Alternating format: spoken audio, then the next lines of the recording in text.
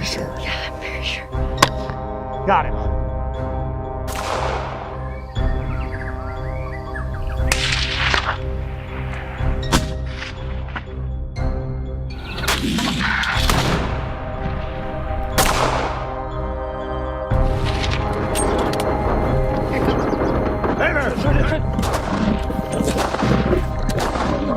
Congratulations. That was great. I'm glad you're here. Hello everyone. In today's video, we're diving into some intense moments on the railway tracks, where even the tiniest slip-up can result in devastating outcomes. The video highlights the critical need to stay vigilant, especially around railway crossings, as animals like buffaloes don't react to train horns. It's vital to reinforce signage and install safety barriers in areas where animals are frequently found.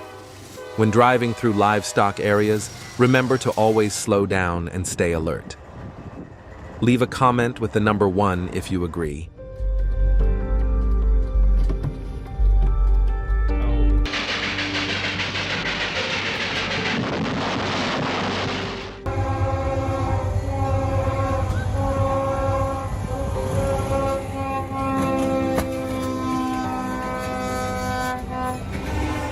The video captures the shocking moment when a Bride-line train crashes into a car in North Miami Beach.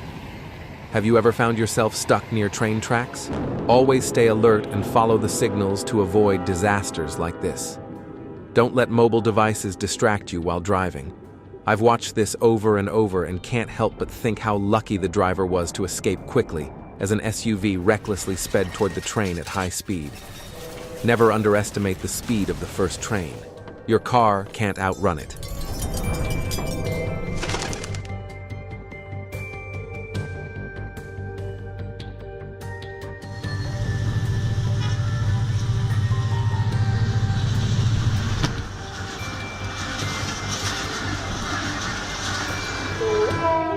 At the Glazeb Festival in Zouk, Indonesia, attendees were fortunate to get off the tracks just in time to avoid a collision.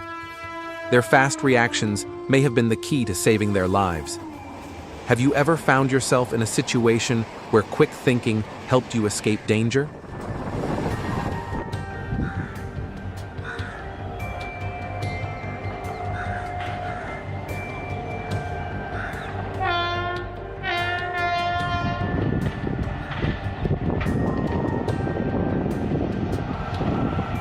Your train ride home is delayed for hours due to a cow lying under the train, causing an unavoidable disruption. What's your take on this? Who should be held responsible, the train or the animal? If you believe the train is at fault, leave comment number 2.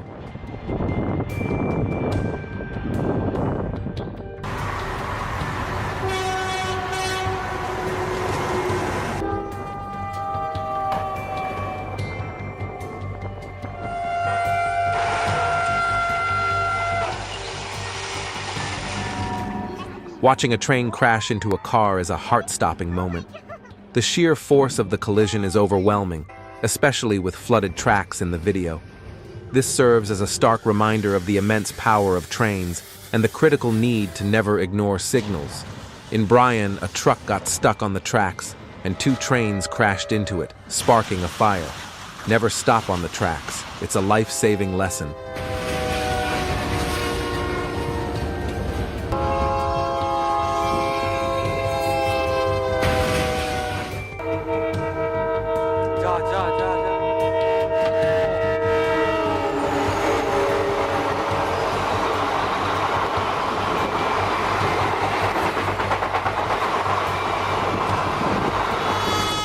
An incredible moment when a train accident in Texas was caught on camera. Have you ever had to spend a lot of money repairing your car after a collision with livestock instead of another vehicle?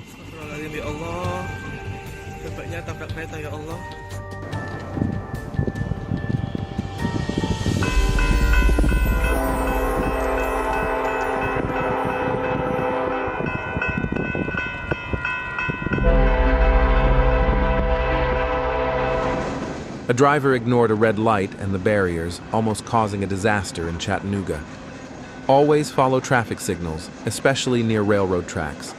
Have you ever ignored a warning signal while driving? What happened?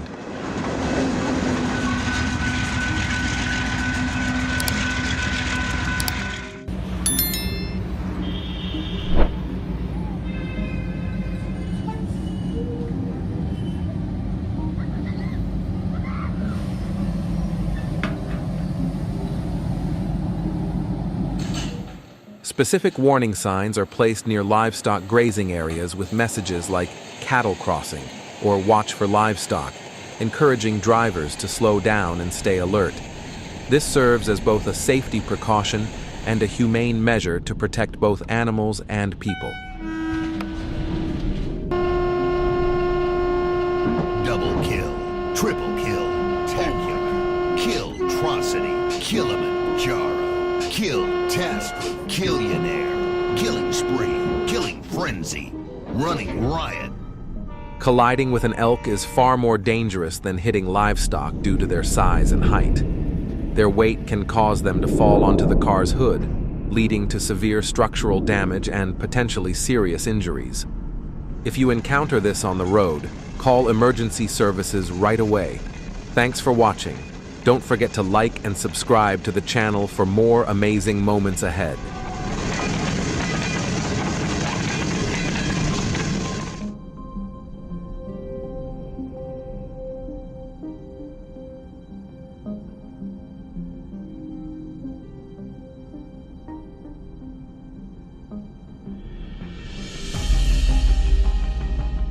In the 1990s, the Desert Wildlife Laboratory in Arizona conducted groundbreaking studies to stimulate the growth of native lizard species.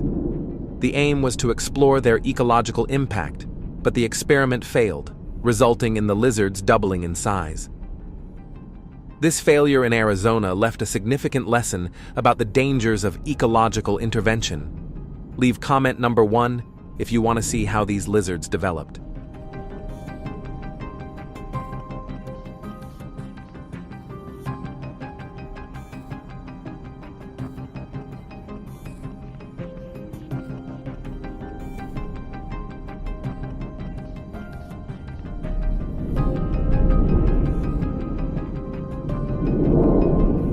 These creatures can reach speeds of up to 25 mph, making them even more dangerous as they will attack humans if threatened.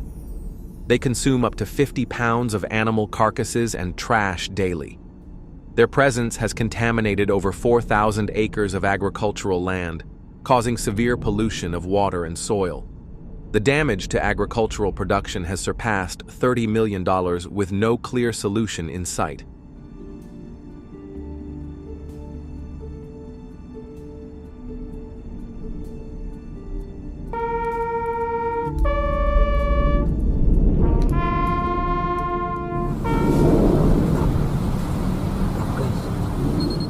By 2000, the US government initiated a hunting effort to control the explosion of giant lizard species in Arizona. Wildlife officials closely monitored the reptiles and advised hunters to stay at least 100 yards away to avoid danger. In swampy areas, hunting dogs are often used to help track the lizards, but hunters must remain extremely cautious. The lizard's powerful tail can knock down anyone who gets too close.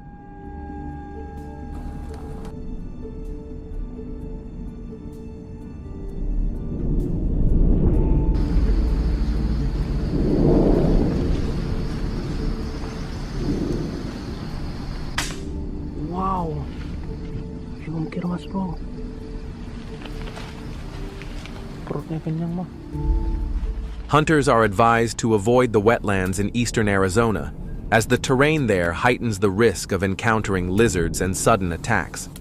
Ensuring the safety of hunters is a top priority when hunting these creatures, and obtaining a permit is not easy. Only individuals between the ages of 21 and 50 with no criminal record are eligible to apply.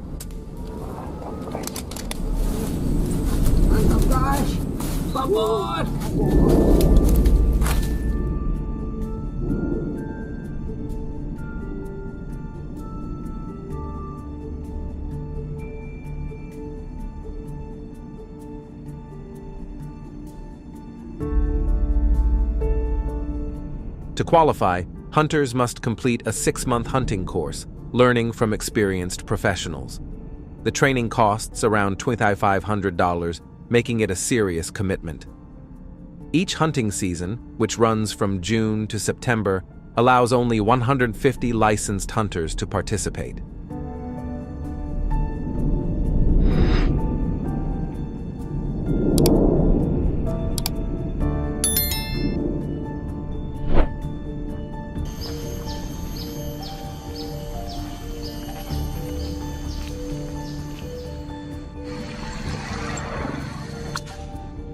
The harsh desert environment of Arizona demands that hunters be in top physical condition, and hunting on rainy days should be avoided due to the hazardous swampy terrain. Hunting in groups for support is a viable option. Investigations by the Arizona Game Fund have shown that using cover significantly improves a hunter's chances by reducing the lizard's ability to detect their presence, boosting success rates to 80%. Have you ever hunted this species? If so, leave comment number 2. If not, leave number 5.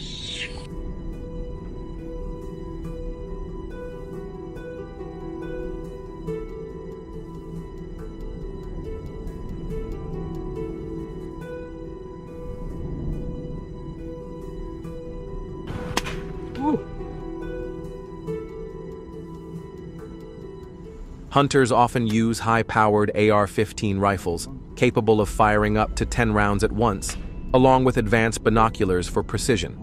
This equipment ensures maximum efficiency, allowing hunters to take down up to 5 lizards per day. Thanks to modern technology, the government successfully reduced the lizard population in Arizona from 10,000 to between 3,000 and 3,500 in just a few months.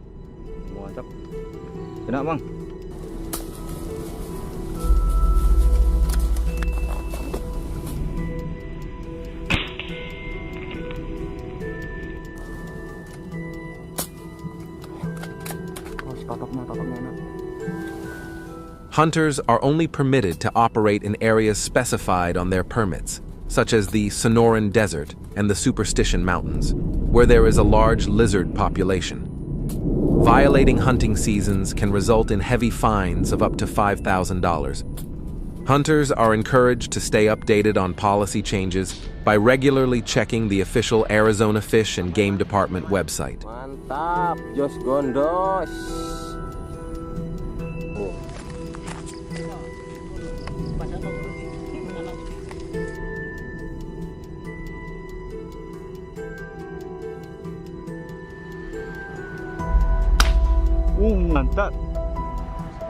At the end of the hunting season in Arizona, hunters must report their activities to authorities, adding urgency and responsibility to the process.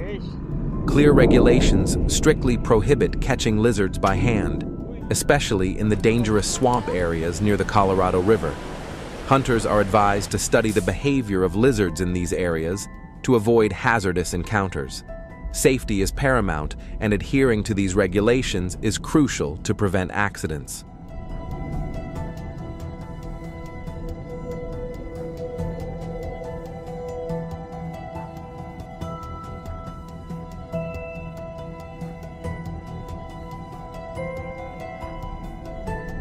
It's quite astonishing. Do you think these lizards would be eaten by humans? Only certain species of lizards are allowed to be consumed, and they must be hunted in managed areas like the Sonoran Desert. Lizards weighing over 100 pounds are not permitted for consumption due to health concerns and must be disposed of during the hunting season. Hunters are only allowed to handle up to 50 pounds of meat, and everything must be approved by the Arizona Department of Health before consumption.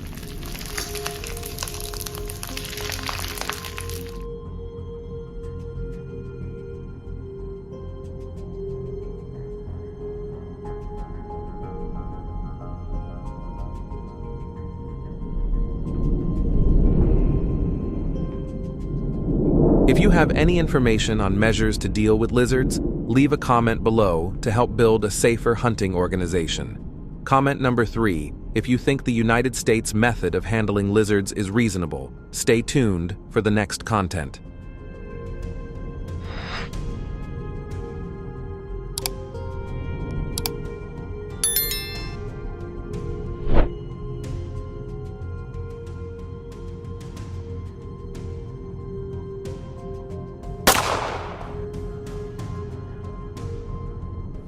Based on experience, it takes a skilled hunter at least 3 years to fully understand the tracks and behavior of their prey. The dry grass ahead isn't just grass.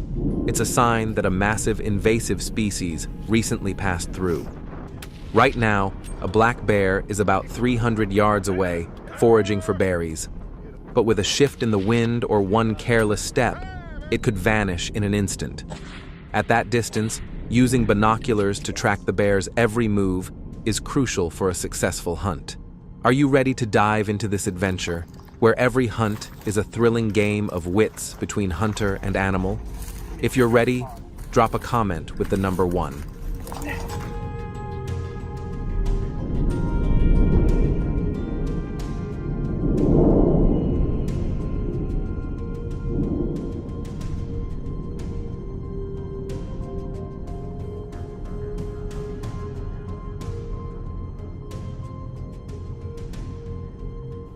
Continuing the journey, the hunters spot a flock of wild turkeys to the southeast, foraging among the low brush.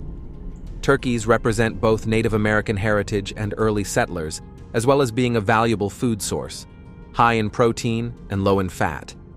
However, by law, turkey hunting is only allowed during the spring and fall seasons to help protect the species' population.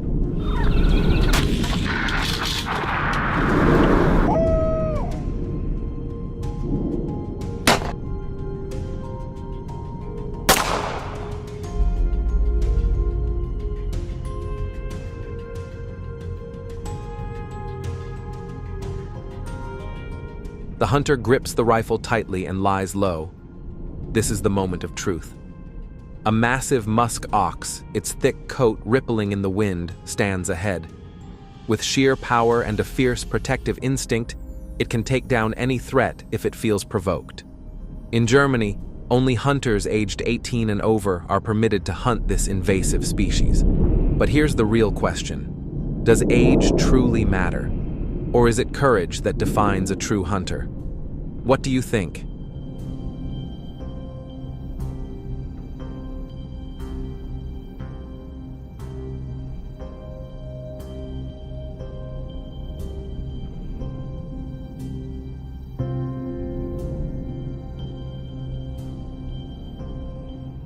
Before I finished watching the video, I thought the hunter had missed the chance when the goat turned away. But the two hunters didn't let the opportunity slip. A single, precise shot ended it cleanly. This is the kind of hunting style many consider humane. Still, it's just as important to protect yourself. Always wear proper safety gear and slip-resistant boots when moving through the mountains.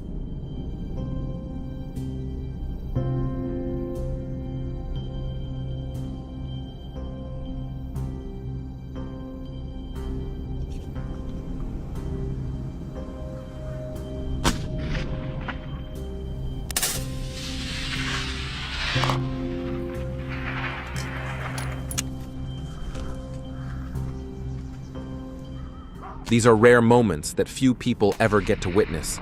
This video was captured by hunters as the decisive moment approached and the tension reached its peak.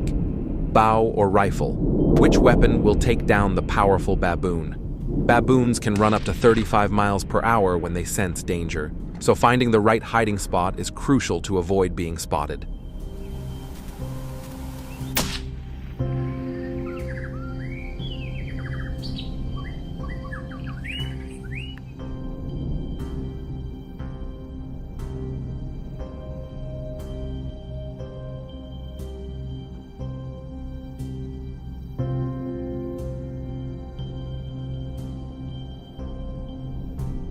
Pursuing buffalo isn't just about spotting one. It's about following the entire herd. Buffalo are a hazardous invasive species that travel in packs. Nice shot. That's why you should always have backup. Your aim needs to be precise enough to drop the target without spooking the whole group. If they sense you, you might not get another shot. Incredible shot. It takes just seconds to see a moment like this, but how long did the hunter prepare for it? Have you ever gone buffalo hunting? If so, leave a 2 in the comments. If not, leave a 0.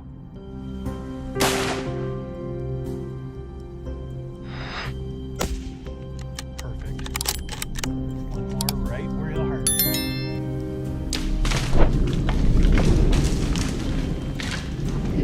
Are you sure? Yeah, I'm very sure. I hit him right up here.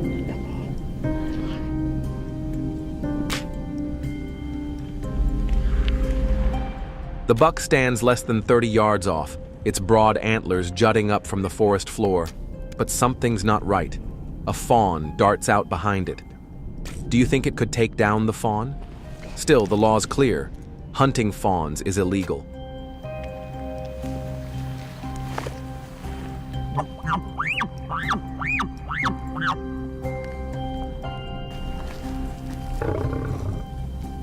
She's in the bush. Yeah, listen.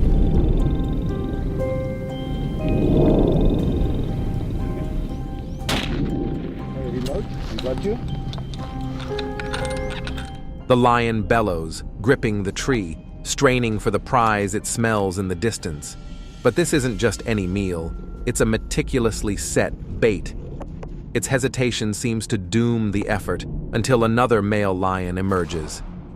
In South Africa, lion hunting is legal but strictly controlled.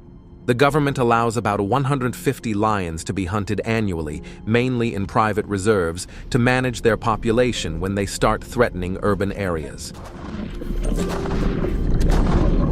Whoa, come behind us. Good shot. Wait. Okay. Okay.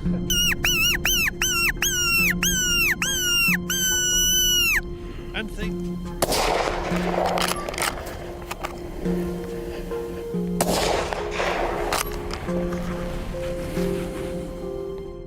The hunter, meticulously geared up for tonight's outing, employs a sound-emitting device to lure red foxes, an invasive species widespread in Australia.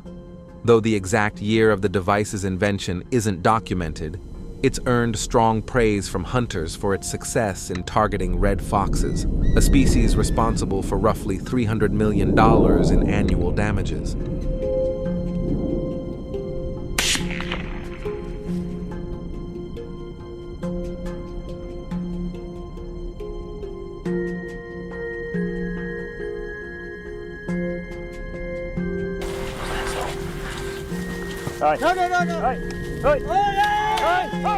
Teamwork is a major edge in hunting.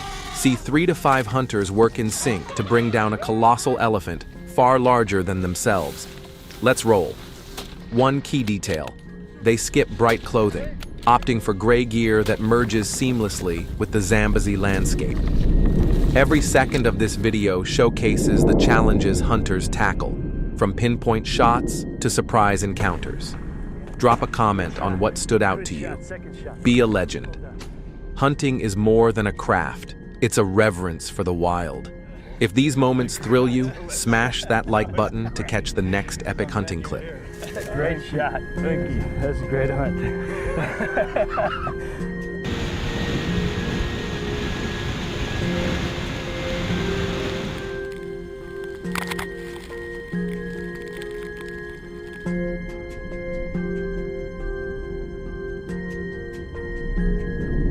In October 2012, Hurricane Sandy slammed New York, ranking among the fiercest storms ever with 115 mph winds and massive flooding.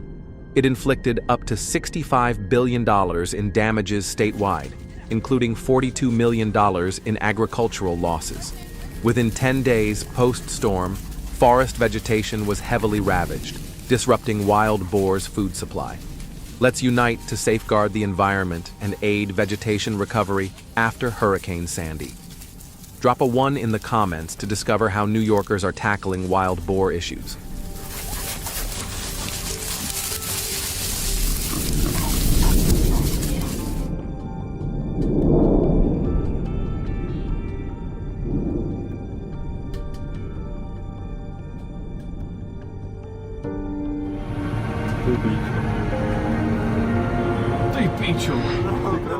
More than 2.5 million wild boars in New York swarmed cornfields seeking food. The storm hit during their breeding season, amplifying the devastation. Wild boars tore through corn crops, snapping stalks and triggering soil erosion. The escalating harm to agriculture and ecosystems has driven the widespread use of steel cage trapping as a key control measure.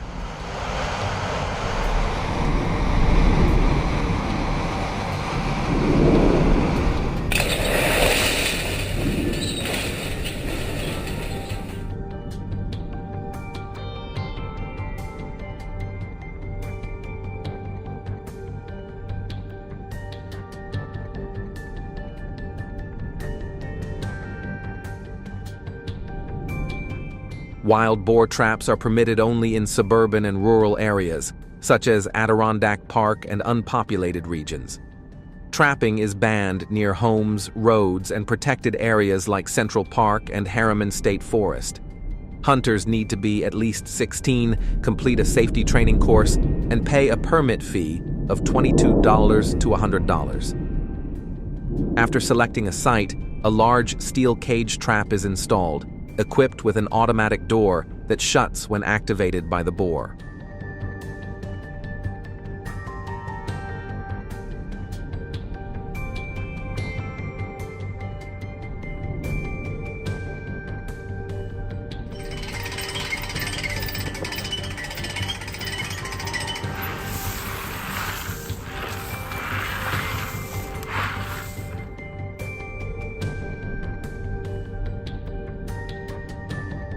Hunters or land managers commonly use corn, fruit, or other enticing foods to attract wild boars. The corn bait is often blended with sugar or syrup flavors, holding its scent for 24 to 48 hours and luring boars from roughly 300 yards away.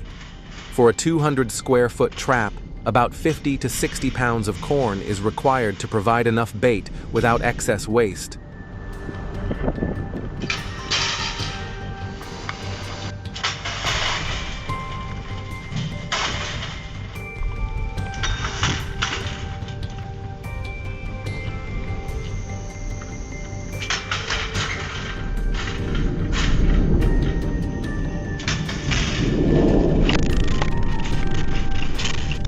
In the initial trapping effort following Hurricane Sandy, hunters snared 100 to 150 wild boars in one session.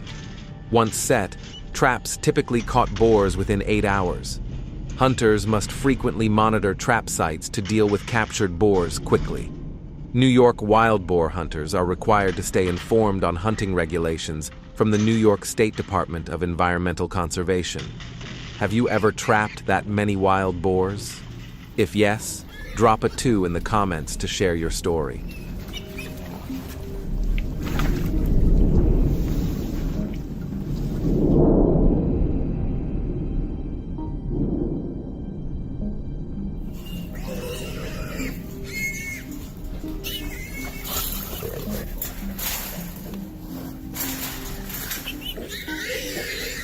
Hunting pregnant wild boars or piglets is prohibited to protect the ecological balance and ensure humane hunting practices.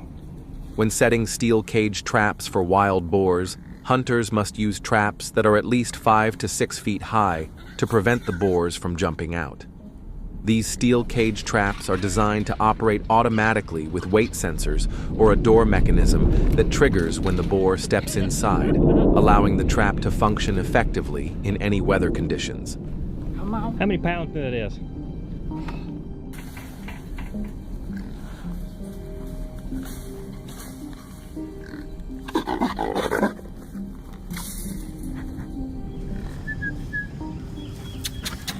Come here, boy.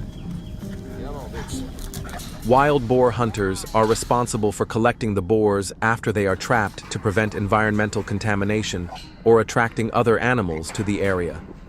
After storm seasons, hunters face greater challenges in moving and collecting wild boars due to flooded roads, muddy terrain, and fallen trees. During the post-Hurricane Sandy cleanup campaign in 2012, the heaviest wild boar in history was recorded, weighing in at 400 pounds.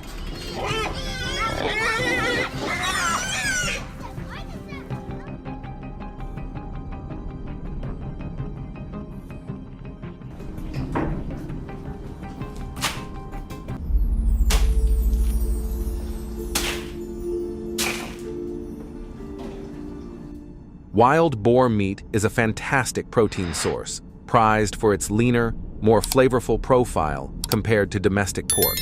It's commonly used in a range of dishes, including roasts, sausages, and hearty stews. Some producers smoke or cure the meat to extend its shelf life.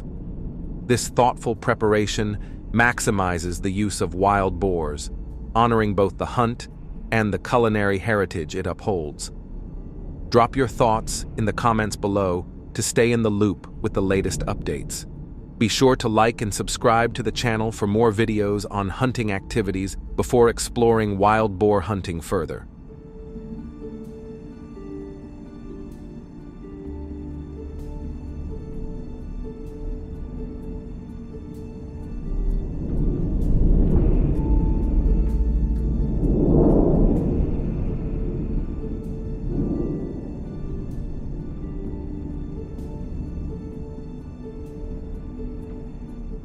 Hey there. In Australia, trapping wolves has long been a key practice to safeguard farms, but everything shifted by late 2022. Farmers observed unusually hostile behavior in wolves, uncovering a startling truth. Rabies was spreading fast among them. Trapping was suddenly stopped over fears that handling wolf carcasses could spread the disease to humans. This left farmers vulnerable as the wolves grew bolder, causing more destruction. Drop comment number 1 to join us in exploring safe, effective solutions to tackle this problem.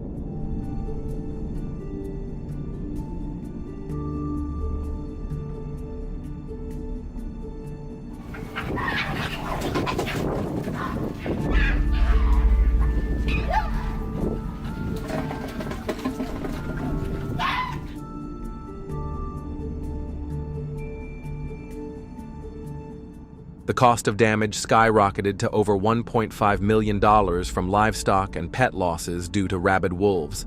At the same time, in Queensland, Australia, a group of captive red foxes, raised for pest control, broke free from a farm, carrying scabies, a parasite that quickly spread to local livestock and wildlife.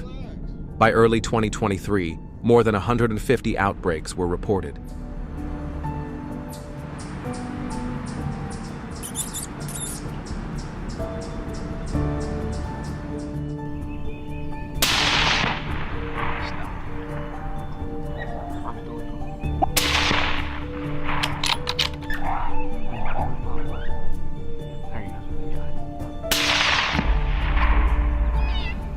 In early 2018, the Australian government kicked off a major initiative to tackle the invasive wolf population. Drawing from past trapping conflicts, the government mandated that hunters maintain a safe distance of 350 feet to stay out of harm's way. Nice shot. This massive effort runs yearly from September to March, with winter as the prime season. During this period, precisely 2,300 hunters from across the nation unite to brave freezing temperatures and rough terrain. In Australia's rugged Northern Territory, hunters take on the task of controlling the wolf population, effectively curbing the damage they inflict.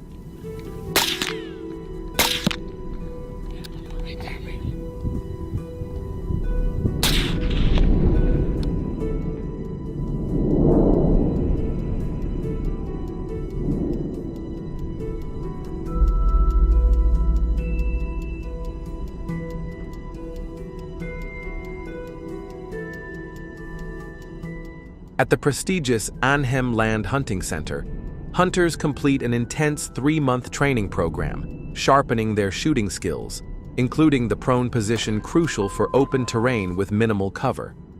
This demanding training challenges them to perfect every shot, refining vital instincts for conservation. With each skill mastered, excitement grows as hunters gear up to make critical real-world choices to safeguard Australia's delicate ecosystem.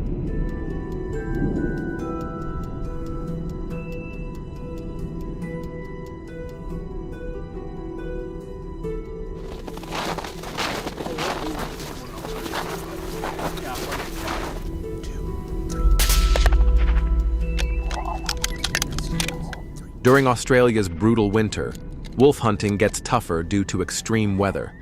Hunters must diligently check forecasts, as sudden snowstorms can hit, particularly in September, when winds can gust up to 45 mph. The government equips hunters with tents for safe shelter during these storms. Teamwork is critical for enhanced safety. Thanks to responsible hunting, the wolf population in northern Australia has dropped from 4,200 to 2,800, aiding in stabilizing the livestock economy. If you support this wolf hunting approach, drop comment number 3.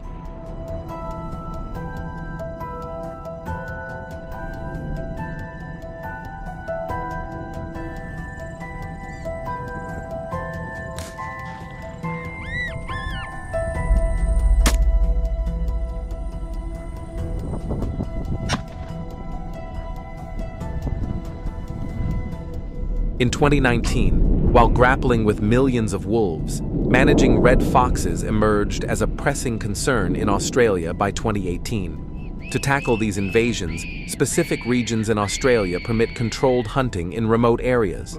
Hunters need to secure a permit, priced between $30 and $45, and adhere to stringent local rules. To boost their success, hunters also spend up to $500 on camouflage clothing and protective gear.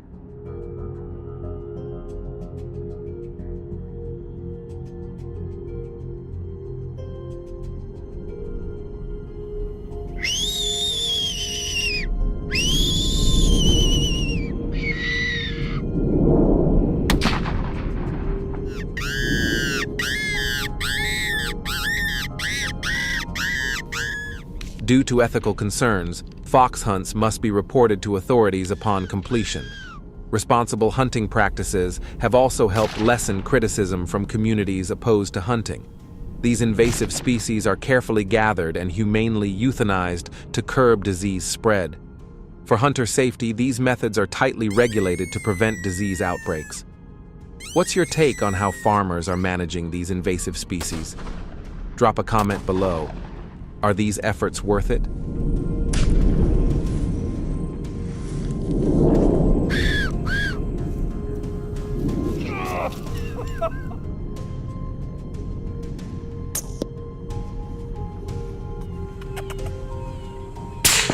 Got him. Heck of a shot.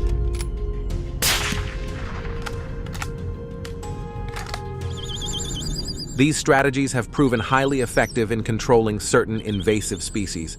Got any ideas for improved solutions? Share your thoughts in the comments so we can explore them together. Thanks for watching the full video. If you enjoyed it, be sure to like, share, and subscribe to the channel. Don't forget to spread the word to your friends so they can check it out too. Farewell, and catch you in the next video.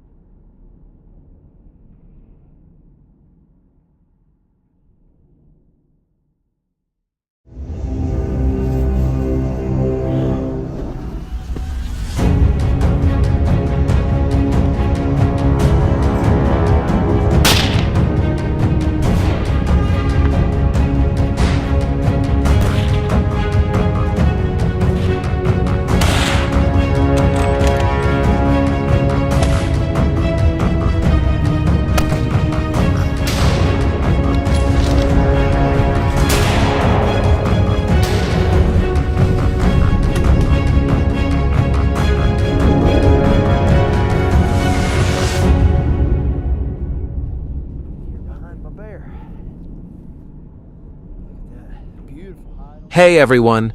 Giraffes, known for their incredibly long necks and unique spots, are some of the most iconic animals on the planet.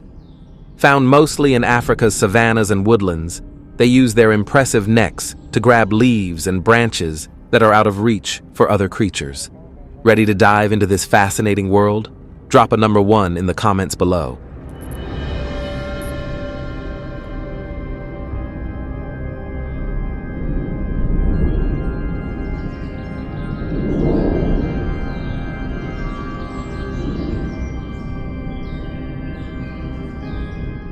Giraffes, celebrated for their grace and stunning beauty, can reach heights of 5.5 to 6 meters.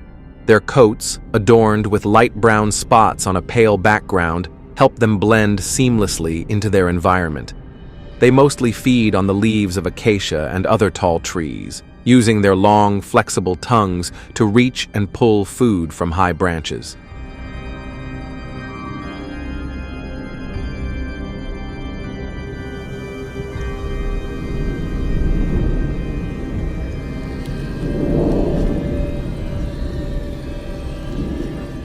While their appearance may convey a sense of gentleness, giraffes are equipped with formidable defense mechanisms.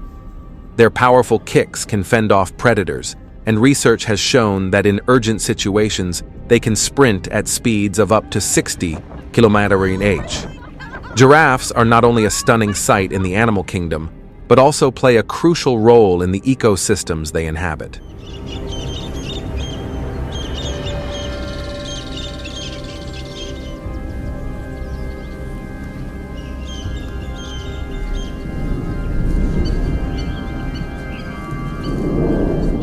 Giraffes, however, can reach and feed on leaves from tall trees that are out of reach for most other animals. When giraffe populations become too large, their feeding habits can cause significant declines in plant species like acacias and other tall trees. This damage to vegetation not only disrupts the food sources for many animals, but also leads to habitat loss, ultimately altering the structure of ecosystems and potentially causing long-term environmental consequences.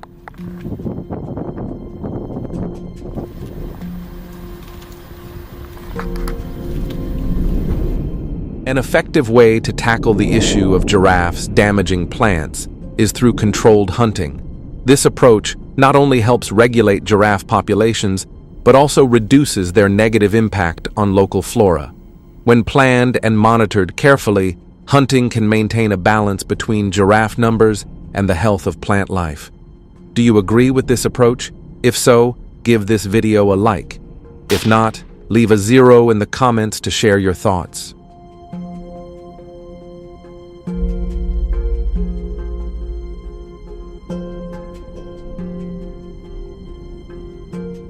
To hunt giraffes legally and responsibly, strict guidelines set by wildlife and conservation authorities must be followed. Hunters must first obtain a valid permit from the relevant authorities and adhere to regulations regarding hunting seasons, designated areas, and the allowable number of giraffes to be hunted.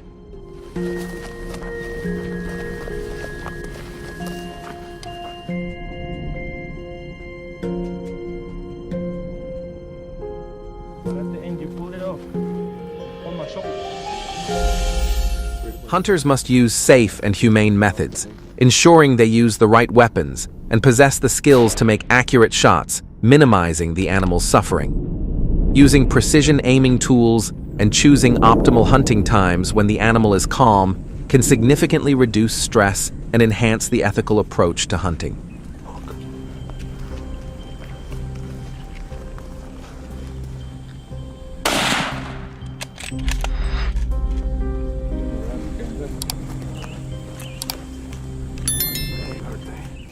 Additionally, hunters must obtain a valid license from the authorities and follow regulations regarding hunting seasons, designated areas, and the allowable number of giraffes to be hunted.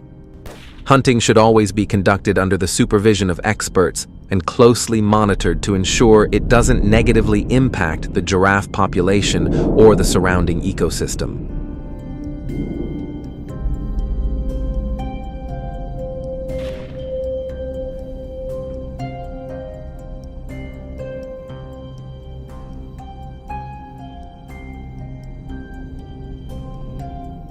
After a giraffe hunt, it's crucial to take the necessary steps to ensure the hunt was conducted legally and responsibly.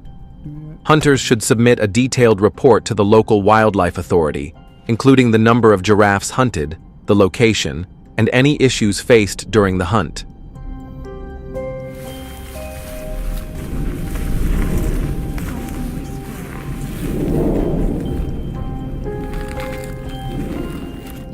Ultimately, the funds generated from hunting should be reinvested into conservation and research programs that focus on protecting the environment and other wildlife. A balance of ethical hunting and robust conservation efforts is vital to ensuring these activities help maintain ecological balance and contribute to the sustainable survival of giraffes. Thank you for watching. If you enjoyed the video, please like, comment, and subscribe to the channel to keep up with our upcoming content.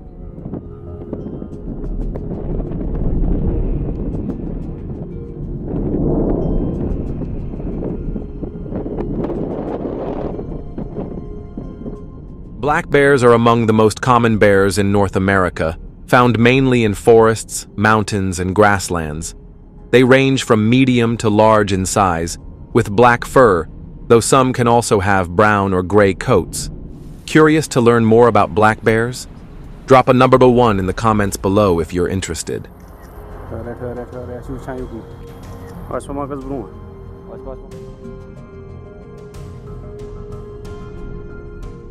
As omnivores, black bears play a crucial role in maintaining a balanced ecosystem by controlling insect and small animal populations and dispersing seeds. They primarily eat fruits, nuts, and herbs, which help spread seeds and support plant growth. At the same time, their predation of small animals helps regulate their populations, reducing competition for resources in the environment.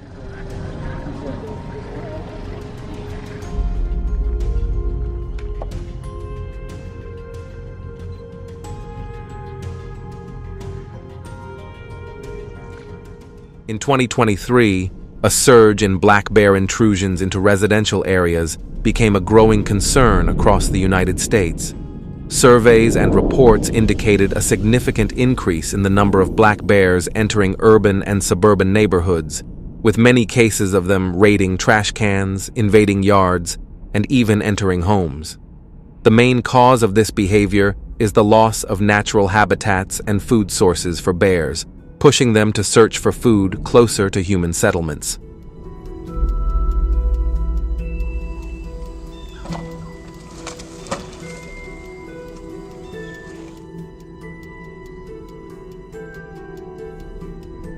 To prevent black bears from entering residential areas, a range of effective prevention and management measures should be put in place. First, homes should use bear-proof trash cans to improve food storage and limit easy access to food. Second, installing electronic fences around high-risk areas can act as a strong barrier, effectively keeping bears out of residential neighborhoods.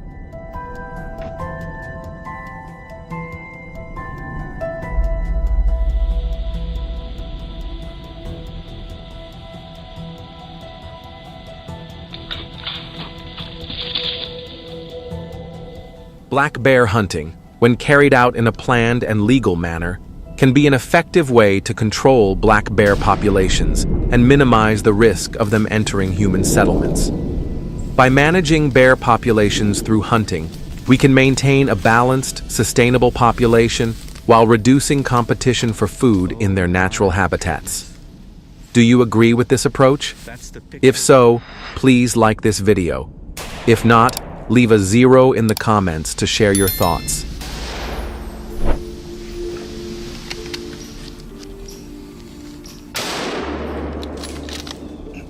When hunting black bears, it's crucial to maintain a safe distance to ensure both your safety and the bear's well-being.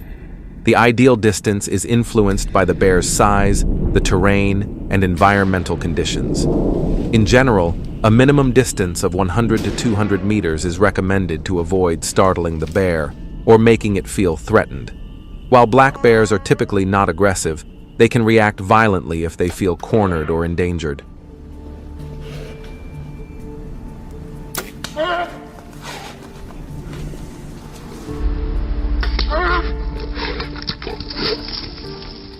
After hunting black bears, there are a number of important steps that need to be taken to ensure proper management and conservation of the species.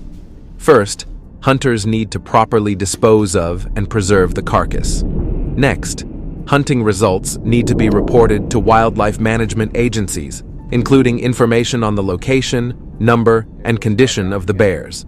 This helps authorities monitor the black bear population and assess the impact of hunting on the population. These actions not only help maintain ecological balance, but also protect the survival of black bears and other wildlife. Thank you for watching this video. If you like the video, please like, comment, and subscribe to the channel to continue watching the next videos.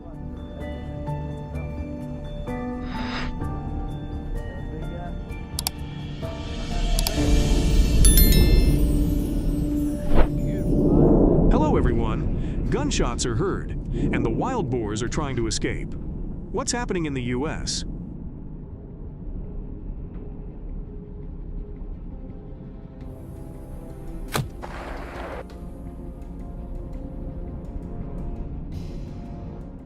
The issue of invasive wild boars is becoming serious in many countries around the world. With their rapid reproduction rate, each female wild boar gives birth to about 13 to 16 piglets per year. The increasing severity of the wild boar problem presents a significant challenge for humans in controlling them.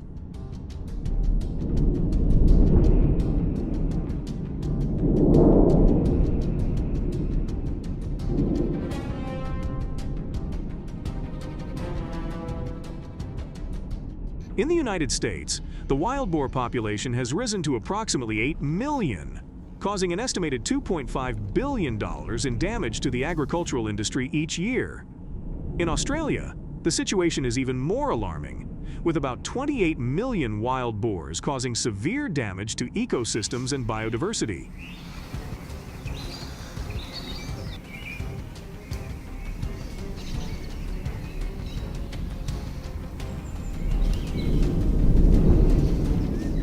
Adult wild boars can weigh up to 150 pounds, with sharp tusks and large hooves. They inhabit vast areas and places with abundant food sources, such as cornfields. Their presence not only threatens crops, but also poses a danger to humans and other animals.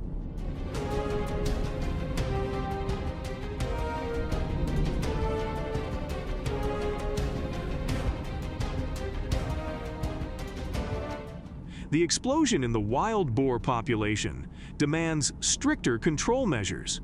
If left unchecked, they can invade and devastate your habitat. Are you facing issues with invasive wild boars?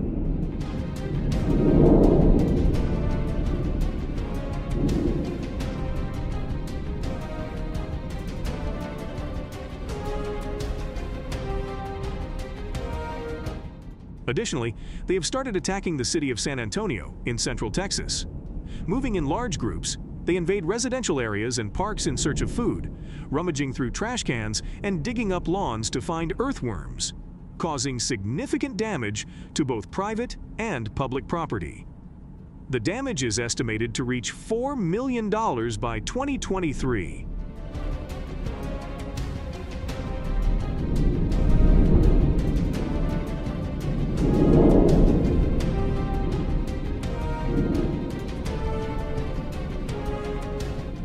Many cases of people being attacked by wild boars while walking or jogging have been reported. Statistics show a concerning increase in wildlife attacks on humans, with approximately 26% of incidents in Texas involving wild boars. There are around 500 collisions between wild boars and vehicles each year in the state.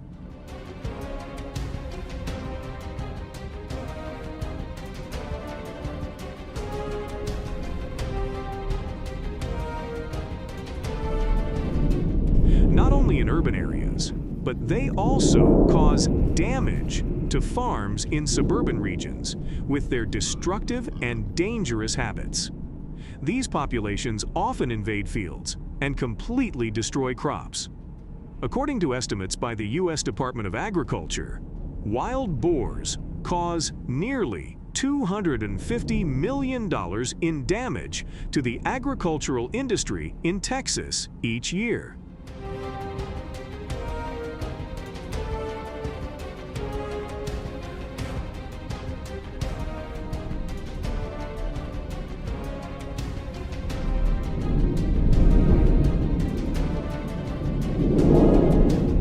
The overpopulation of wild boars has become a major concern. Local authorities have had to implement various measures to control them, including allowing residents to hunt freely. Hunting wild boars poses a significant challenge for hunters, especially when this activity takes place in rugged mountainous areas. The high mountains and difficult terrain increase the level of danger for those involved.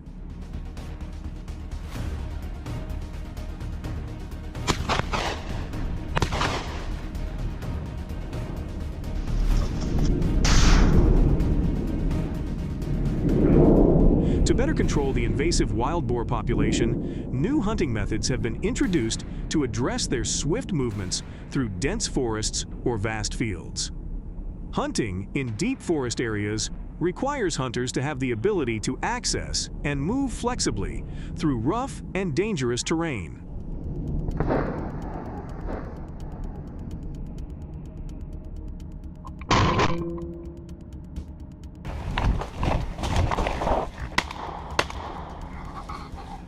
Hunting in the forest requires hunters to have strong shooting skills and the ability to accurately hit targets at close range. Additionally, hunters can use the technique of mimicking wild boar calls to lure them closer to the hunting area.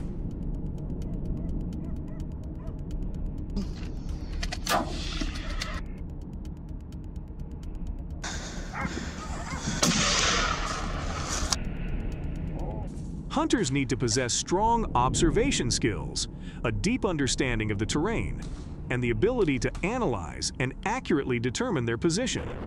This requires patience and the ability to adapt to harsh natural environments. Another crucial factor is the weather conditions. Before embarking on a hunting trip, hunters must thoroughly study the weather to ensure there will be no heavy rain or strong winds, as adverse weather conditions can make accurate shooting much more difficult.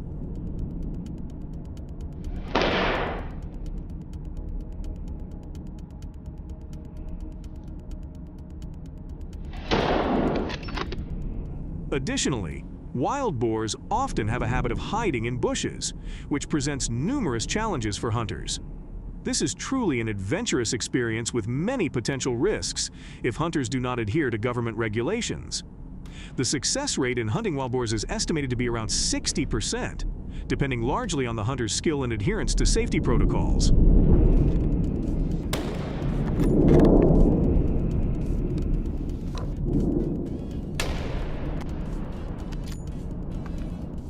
An experienced hunter will ensure proper approach, appropriate shooting distance, and safety throughout the hunting trip.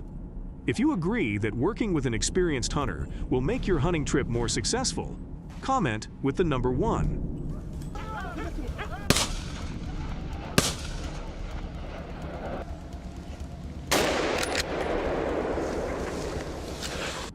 In 2022 alone, the Texas Wildlife Department eradicated approximately 30,000 wild boars. That number is nearly double compared to 2019. In Florida, the annual number of wild boars culled through hunting reaches around 37,000. By 2023, this number is expected to exceed 50,000.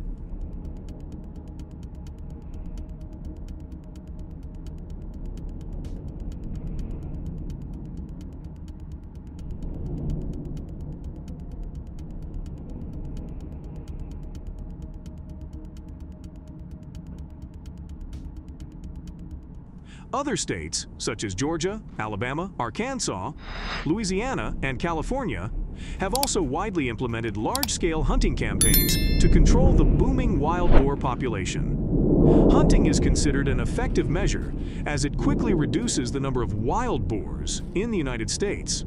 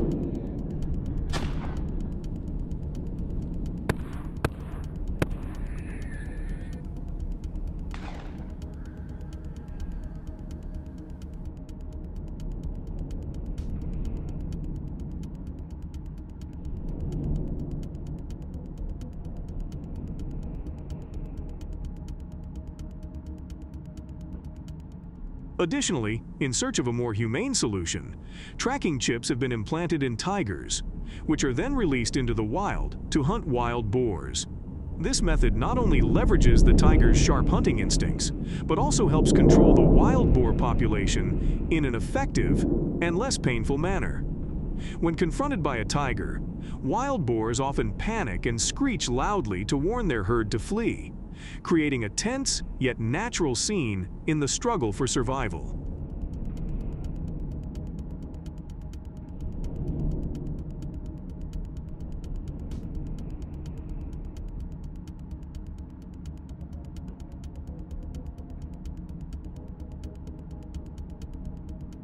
In addition to being targeted by tigers, wild boars also face the pursuit of black bears and wolves. These natural predators play a crucial role not only in maintaining the food chain, but also in controlling the wild boar population, which could cause significant environmental damage if left unmanaged.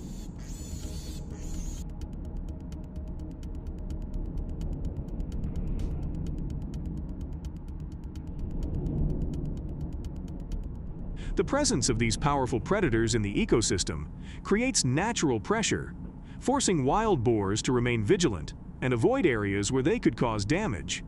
This natural interaction helps keep the wild boar population in check, contributing to the preservation of ecological balance and minimizing negative impacts on the surrounding environment.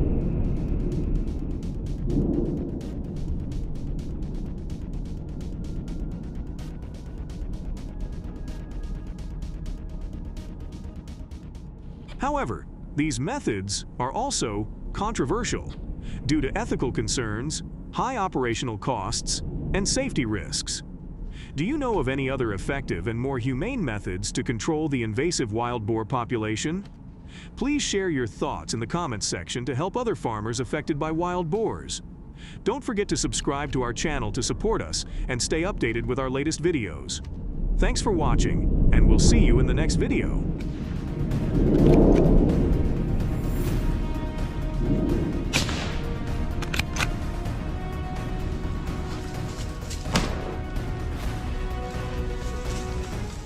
During harsh winters, food sources become scarce, leading to increased competition among predators. Some wolves may struggle to find enough food to maintain a healthy weight due to prolonged hunger, and in some cases, this severe starvation can lead to exhaustion and death for some of them.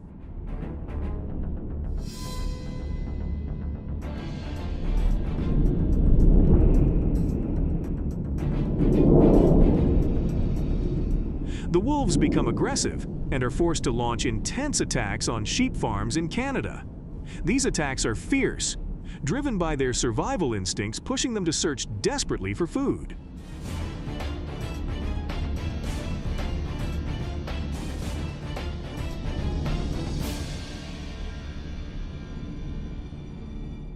In 2022, farmers reported hearing the howls of wolves echoing from deep within the forest.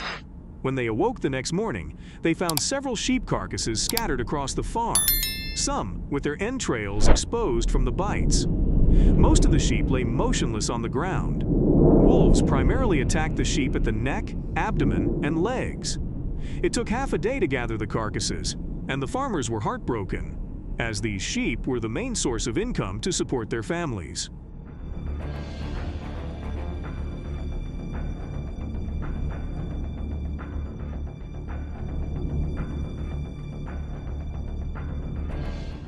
According to the Canadian Ministry of Agriculture, on that day, 100 farms were affected by the wild wolf attacks, resulting in sheep losses amounting to $15,700 in just one night.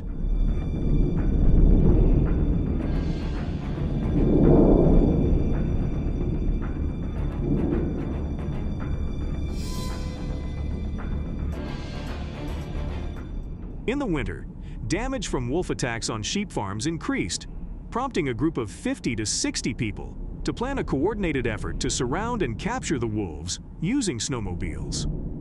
To prepare thoroughly for the hunt, an experienced hunter who had participated in many previous expeditions provided safety instructions and distributed walkie-talkies to ensure communication among all members.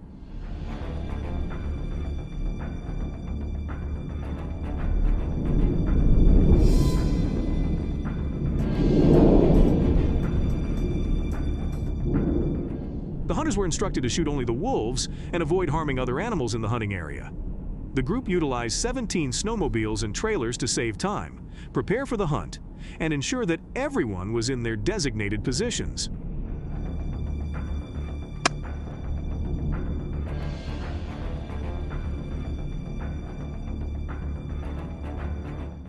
An important step before the wolf hunt began was to check and calibrate the weapons. particularly testing the new semi-armored ammunition. The hunting team, consisting of 3 hunters, a ranger, and a hunting expert, emphasized the importance of precise weapon adjustments to avoid any errors during the hunt.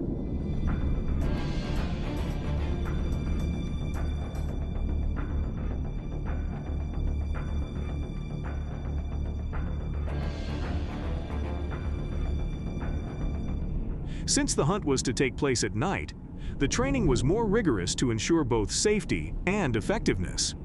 The hunters were instructed on how to use thermal scopes, carry the appropriate ammunition, and use headlamps. Final adjustments were made before the hunt began to ensure everything was in order.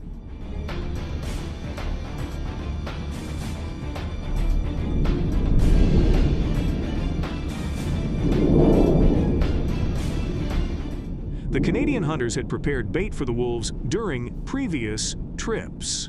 The plan was to place decoys to increase the chances of success, especially under challenging conditions like a full moon, which makes the wolves more cautious.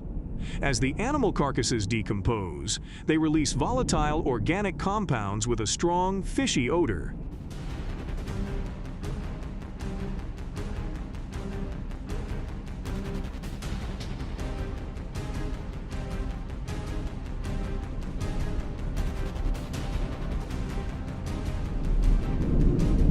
These scents stimulate the wolves' keen sense of smell, drawing their attention and leading them to move toward the source of the odor in the night air.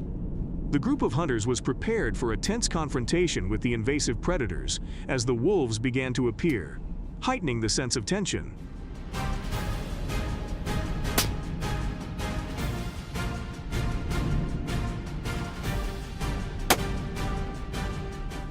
The hunting team coordinated skillfully and fought with determination to protect their sheep. They successfully took down a total of 12 wolves in a single night of hunting. Despite the hunting plan being meticulously researched, the hunters had to remain vigilant at all times. As in the deep forest, wolves could appear from any direction.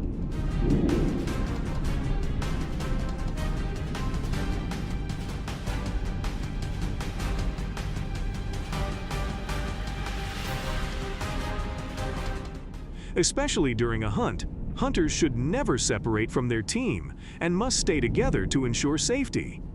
Wolves can exploit certain vulnerable areas on the body to quickly incapacitate their prey when necessary. One of the main weak points is the head and neck area. If these spots are targeted, the wolves will lose their ability to attack. Other sensitive areas, such as the abdomen and ribs, are also critical targets that hunters must be well aware of, as failing to recognize these vulnerabilities could be extremely dangerous in the wild.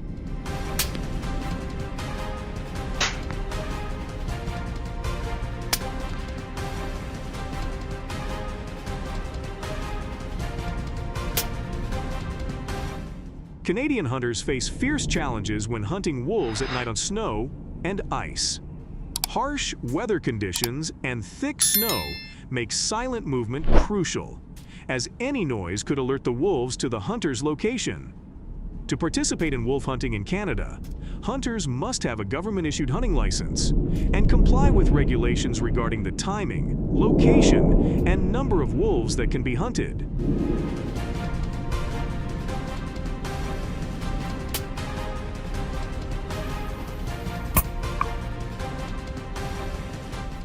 Typically, there are 2 hunting seasons that extend from fall to spring, when weather conditions and the snowy environment are favorable. The health of the hunters is a crucial factor.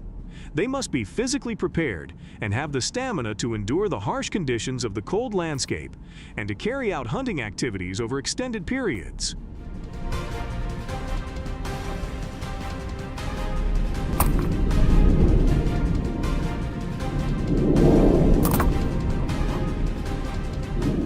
The wolf hunt lasted for many hours, with the hunting team experiencing tense moments as each gunshot rang out like a challenge. The wolves fled before the hunters' pursuit. The hunters recounted a sense of satisfaction as they successfully overcame this dangerous invasive predator. However, the issue of wolf hunting in Canada remains a complex and controversial topic, drawing diverse and often opposing opinions from the public.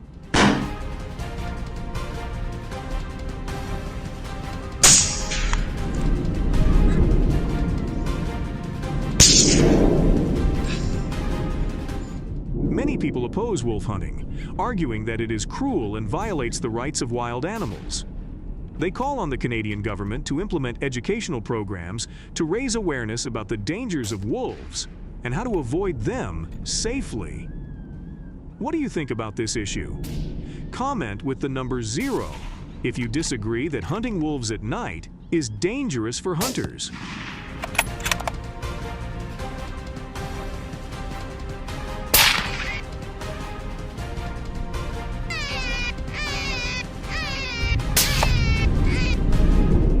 Hunters are responsible for reporting their hunting results to local wildlife management agencies.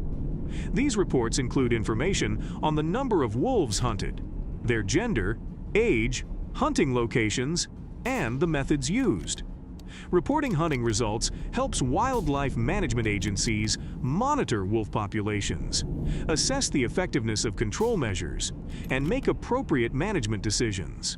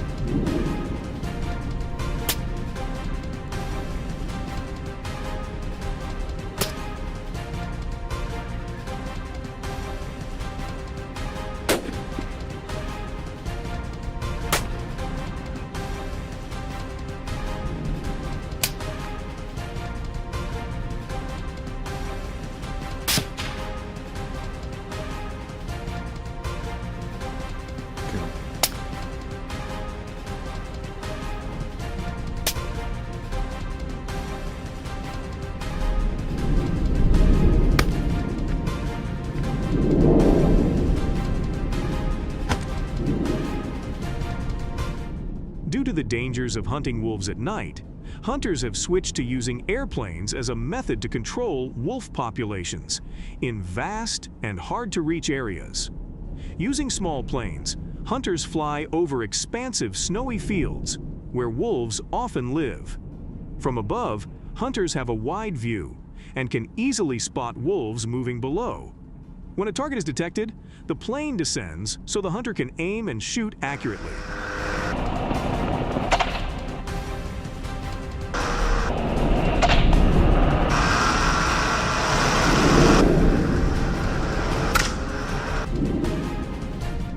This method requires close coordination between the pilot and the hunter, as well as precise shooting skills under high speed and windy conditions. Aerial wolf hunting is typically used in areas with extremely rugged or vast terrain, where traditional hunting methods face significant challenges. However, it is also controversial due to the inherent dangers and ethical concerns associated with hunting from the air.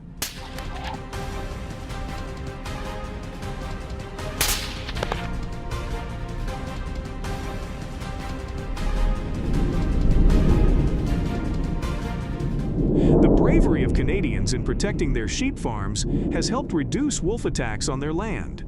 Comment with the number 1 if you enjoy hunting. Thank you for staying with the people of Canada until the end of the video.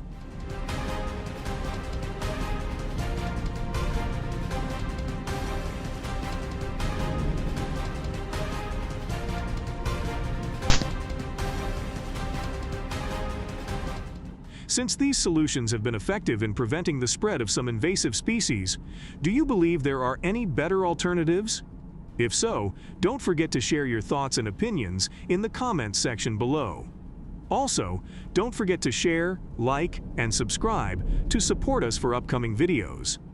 Lastly, don't forget to share this video with all your friends so they can watch and enjoy it as well.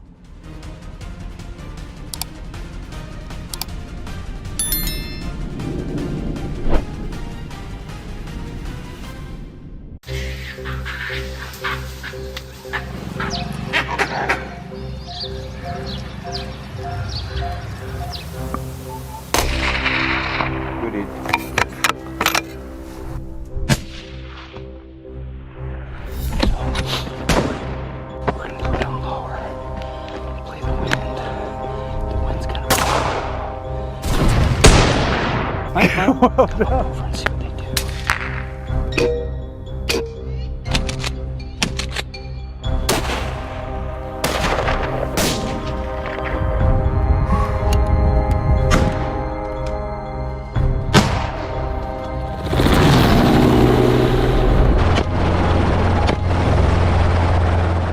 Welcome to the baboon hunting safari. As the sun rises over the South African landscape, the sound of gunshots begins. Why are 50 baboons hunted every year? When a shot is fired, who really bears the cost of this conflict?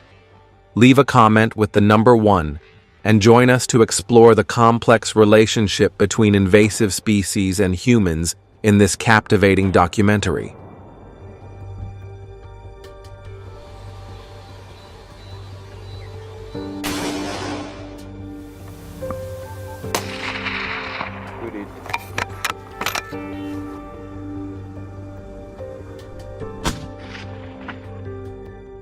In Cape Town, baboons have become an increasingly significant threat, with attacks on both agricultural land and residential areas causing a variety of serious issues. These intelligent invasive species are part of tightly knit social groups that have learned to rummage through trash instead of foraging for natural food. This has led to environmental pollution, as baboons leave waste scattered throughout urban residential areas. The damage goes beyond trash, also impacting local agriculture.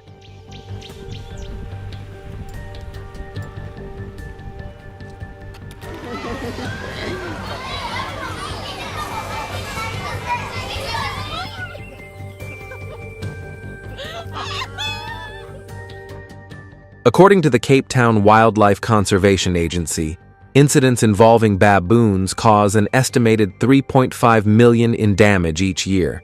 These attacks destroy crops, threaten livestock, and pose a direct danger to human safety. How much more damage do we have to endure before we find a solution to protect those who directly face baboons?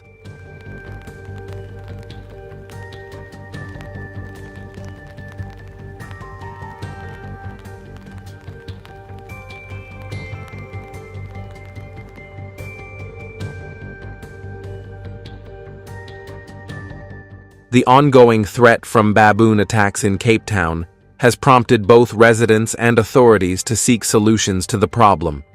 The city has implemented a virtual fence program using GPS technology and predator sounds to drive the baboons away. While this high-tech method has shown some effectiveness, experts warn that it is only a temporary solution, as baboons are highly adaptable.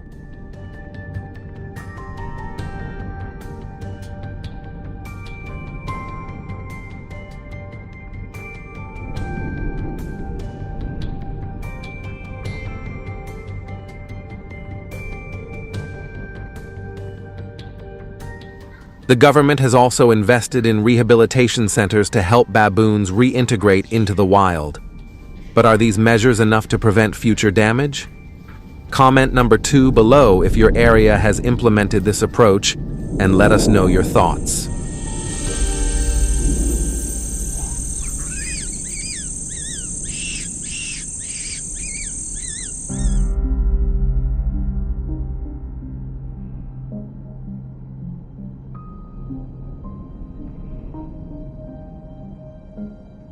After implementing temporary solutions, the South African government is now preparing for a more direct approach: hunting baboons.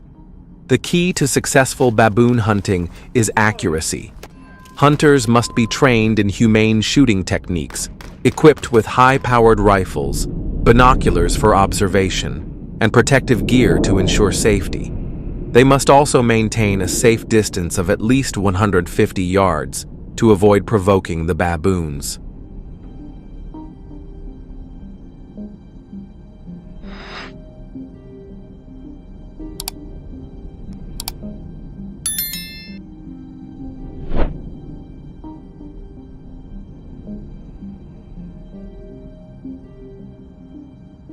In South Africa, baboon hunting is strictly regulated to protect other wildlife and human property.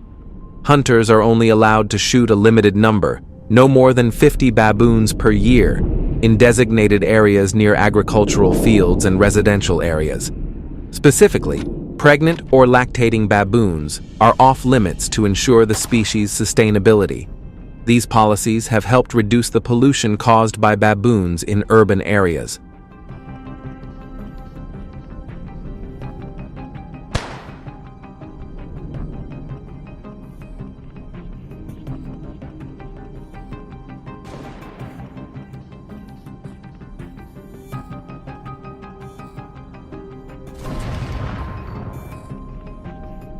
Baboon hunting in South Africa is strictly regulated under the National Environmental Management and Biodiversity Act, 2004, along with specific regulations from the Cape Nature Agency in the Western Cape. When baboons cause significant damage to agriculture, property, or pose a threat to human safety, they may be classified as a pest species and legally hunted. Violations of these regulations can result in severe penalties, including fines of hundreds of dollars or the revocation of hunting licenses. Therefore, it's important to carefully consider the implications before hunting until you fully understand the invasive species.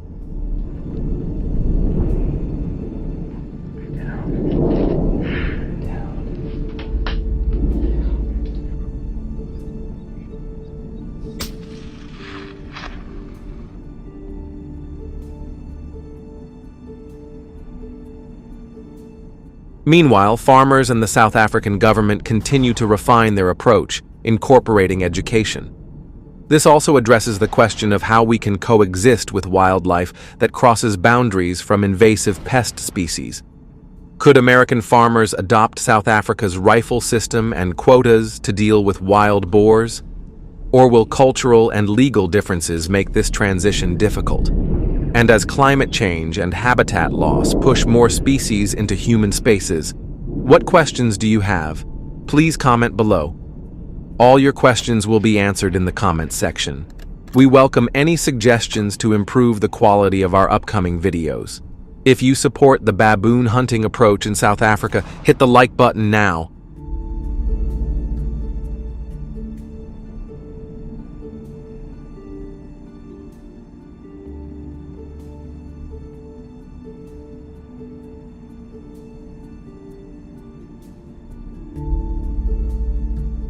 Ravenwood, a small village in Louisiana's wetlands, is surrounded by miles of swampland. During flood season, water levels suddenly rise, forcing alligators out of their hiding places and into the village's suburbs. Locals have long told stories of massive alligators lurking and attacking humans in the wetlands. But how many of these stories are actually true? Leave a comment with number 1 to join us as we explore these tales.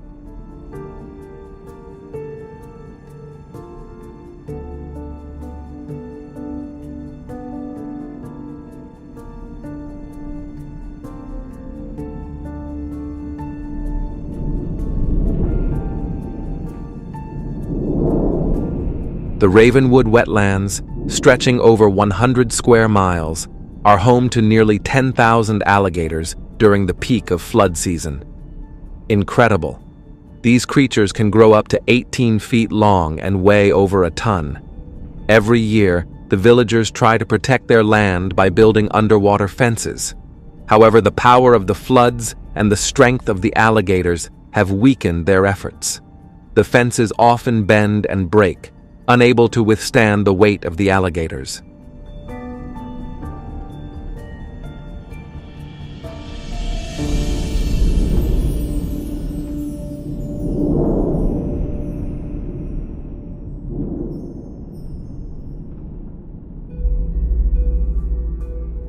After incidents in the 1980s, local authorities, along with biologists and hunters, decided to take action. They discovered that the floods created ideal feeding grounds, attracting large numbers of alligators. To control the population and reduce the danger, the community began a tightly managed alligator hunting program, which included trapping and hunting. This effort helped reduce the immediate threat but it raises the question of whether this is enough to truly control the growing alligator population.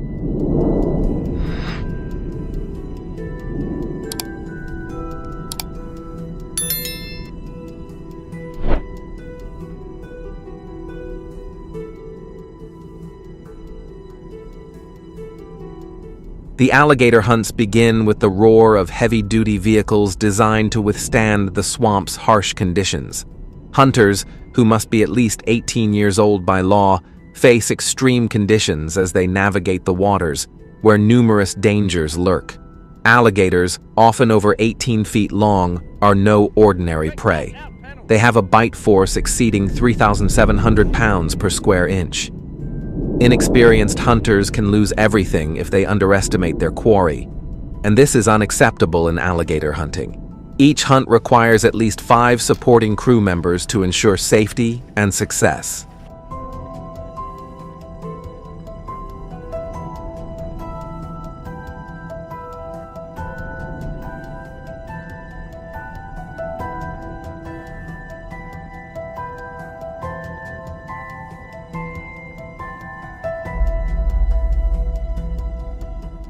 Large reinforced traps are deployed to target alligators. Hunters use ropes to secure the prey, but these methods can fail if the alligator escapes or struggles violently. To avoid unwanted attacks, hunters must understand the behavior of alligators, particularly their stealth and speed underwater. Alligators attack from below, using the depth to ambush their prey with swift strikes. Therefore, hunters must be aware of this to mitigate risks. If you agree with the alligator trapping methods used by the locals, leave a comment with the number 2.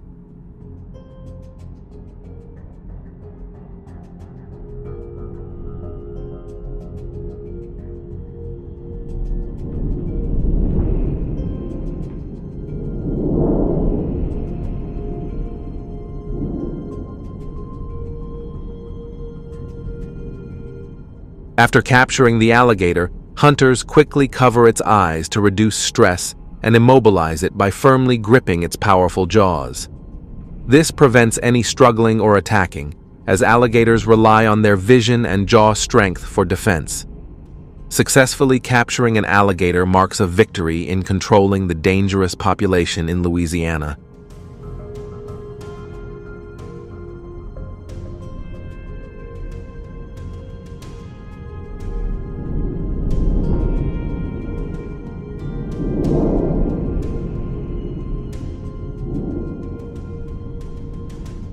Alligator hunting in the United States has changed significantly over the years. In the mid-20th century, trapping was replaced by hunting with firearms, regulated by the U.S. Fish and Wildlife Service. In Texas, alligator hunting is now permitted under strict regulations to ensure a sustainable alligator population in lakes and rivers. Hunters are allowed to use .38 caliber rifles to successfully skin the alligators. The use of firearms is highly regulated, and hunters must follow the methods set forth by the Florida Fish and Wildlife Conservation Commission, FWC.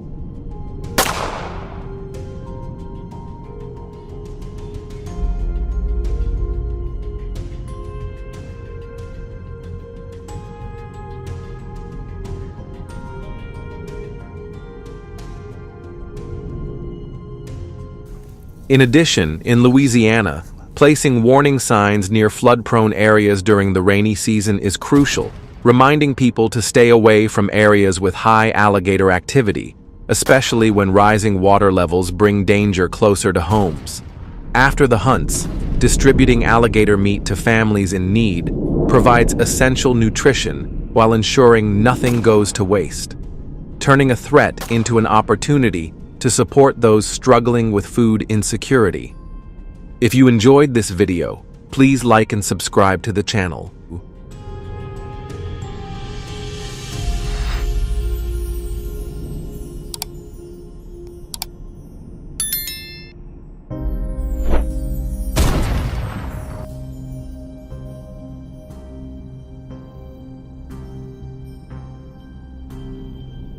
As the people of Louisiana deal with the threat from alligators, another predatory species is emerging in the northern and western U.S. wolves. Wolves have been wreaking havoc on livestock, particularly sheep, in areas like Montana, causing significant economic damage. In 2021, the sheep farming industry reported substantial losses, with nighttime attacks accounting for over 80% of the damage. That same year, scientists estimated that over 20,000 wolves were born, escalating the crisis. Are you ready to explore how people are coping with wolves? If you're ready, leave a comment with the number 1.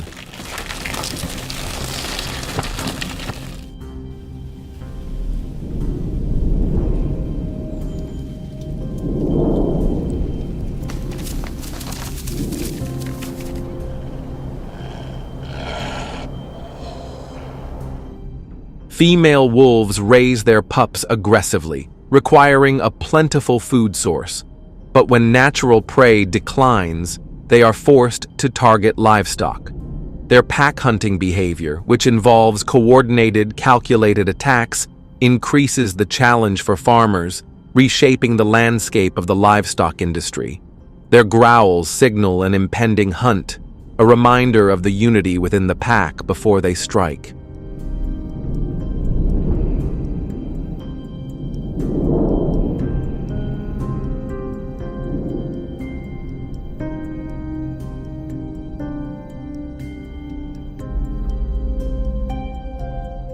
For years, herders have relied on hunting dogs to protect their livestock, but the growing number of wolves has made this method less effective. As female wolves instinctively search for food for their pups, the survival of the pack is at risk. This never-ending cycle has become a direct threat to the livelihoods of ranchers. How can they fight against such a natural force?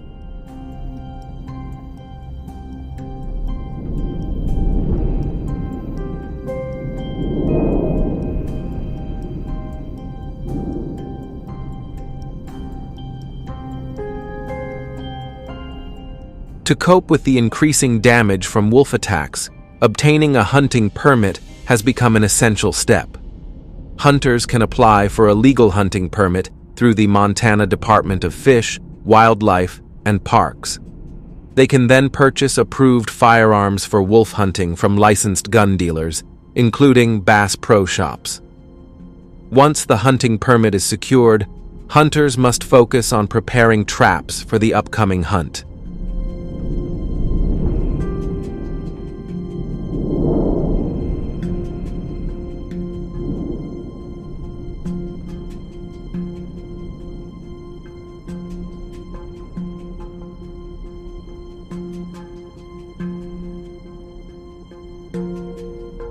To effectively trap wolves, choose a firm ground like a trail.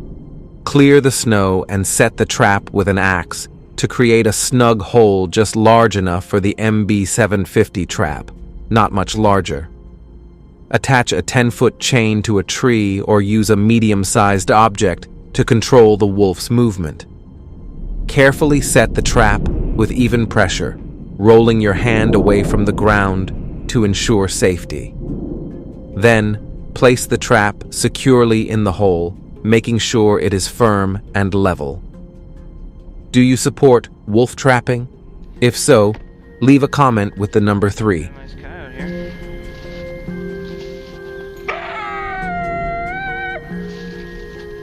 Yep.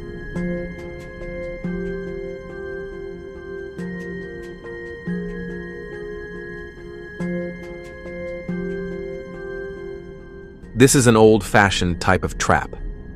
Camouflage the trap with fresh, soft snow to blend it seamlessly with the surrounding environment.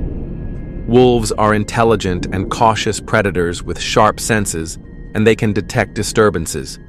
It is crucial to check the traps regularly to ensure they are functioning properly. A single mistake in setting the trap can allow the wolf to escape and vanish back into the wild. This is why hunters are warned to check traps at least twice a day. The stakes are high. When retrieving the trap, hunters must remain vigilant, as the trap is designed to open and close quickly.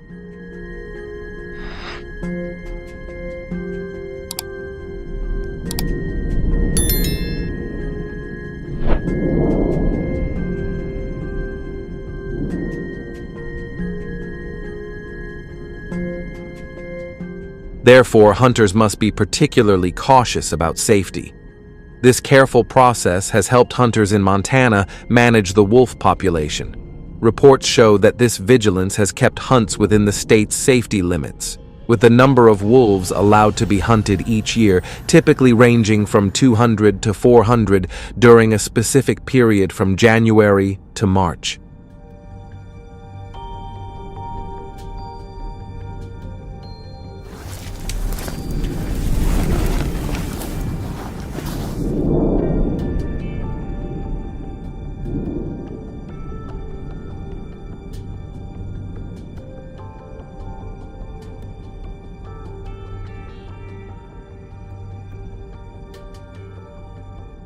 In regions like Alaska and the Pacific Northwest, the illegal trade of fake wolf pelts has become a serious issue. Hunters are often required to report the number of wolf pelts they harvest to the government to ensure their authenticity. The rise of fake pelts has disrupted the market and threatens wildlife conservation efforts. Real wolf pelts hold significant value in the high-end fashion and accessory industries, but the trade of fake pelts undermines the economy. If you enjoyed the video, please like and subscribe to the channel.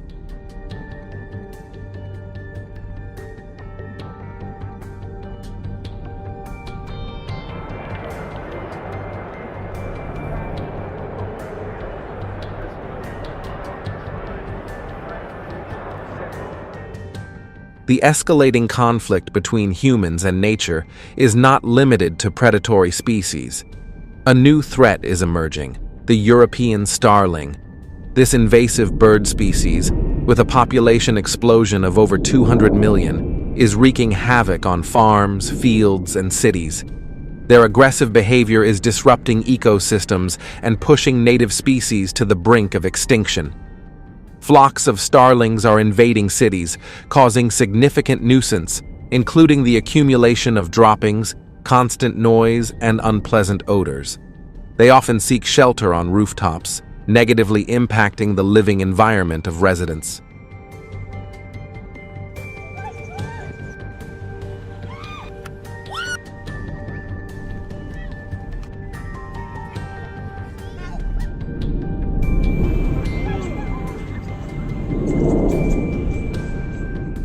Hunters are now taking action to control the population before the damage becomes irreversible. In the United States, hunters target European starlings using strategies such as baiting and distress calls to attract the birds, particularly in farms where they cause crop damage. Hunting this invasive species is legal in most states, but regulations vary. The hunting season typically runs from fall to early spring, with many areas having no limits on the number of starlings that can be hunted, but hunters must adhere to local laws.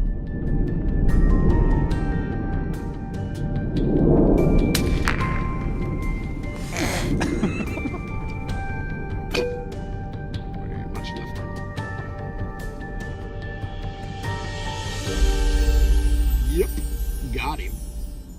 In some states, starlings must be hunted during designated seasons, and hunting outside these guidelines can lead to penalties. Improper hunting can disrupt local ecosystems, threaten native bird populations, and cause environmental imbalances. As hunters, we have a responsibility to protect the habitats we cherish. What do you think about hunting an invasive species that directly impact the lives of Americans? Do you believe this method helps protect our habitats while minimizing disruption? Please like and subscribe to support us.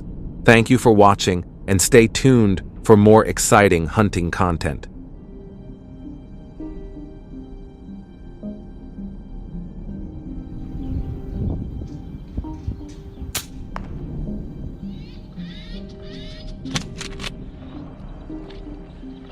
Two.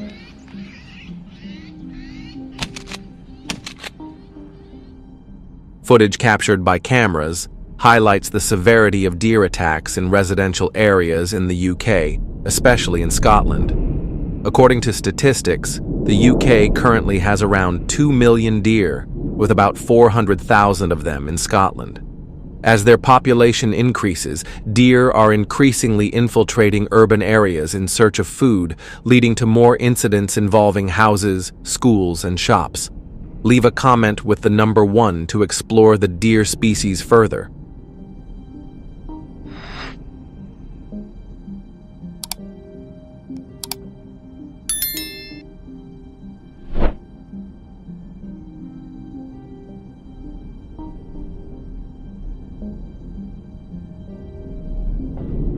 In 2018 alone, more than 150 incidents of deer attacking buildings were reported, typically occurring in winter when they wander into residential areas. They often attack glass windows out of fear, mistaking their own reflection for an enemy. The estimated average damage caused by deer in Scotland amounts to about $1.2 million each year, impacting both infrastructure and the lives of residents.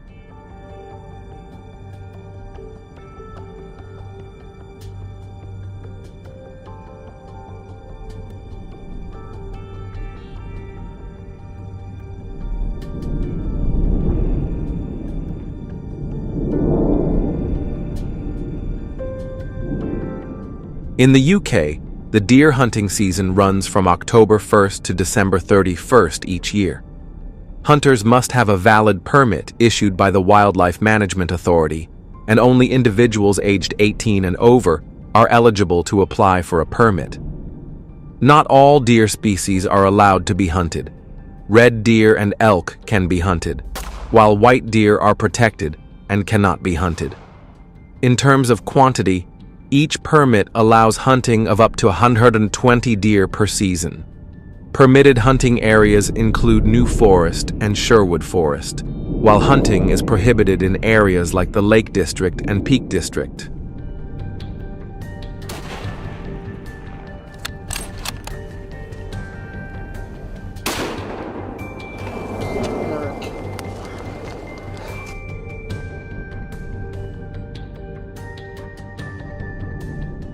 Hunters must strictly adhere to these regulations to ensure safety and avoid having their permits revoked. Scotland is known for its mountainous areas and dense forests, providing ideal conditions for deer hunting. Many areas rise to 3,000 feet with trails and rocky terrain, making it difficult for hunters to navigate. Therefore, they need to carefully study topographic maps to identify safe routes and avoid areas prone to accidents.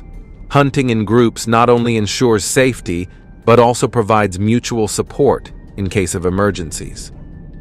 At least 3 to 4 people should move together, staying close enough to communicate easily. This will help hunters work more effectively in tracking and ambushing deer.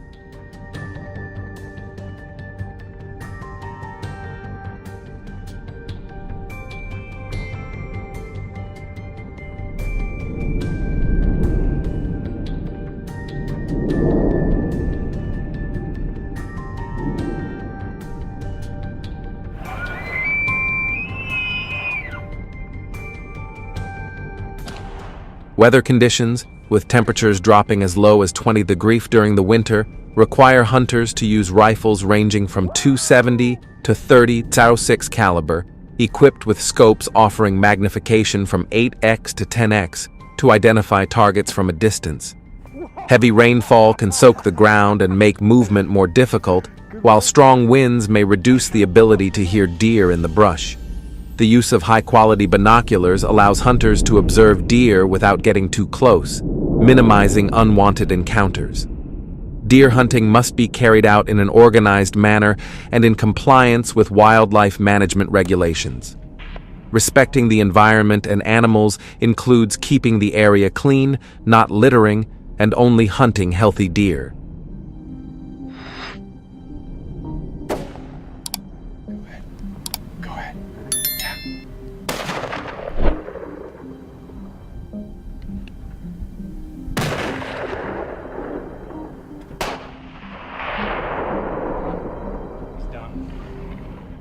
These strict regulations play an important role in maintaining ecological balance and protecting wildlife.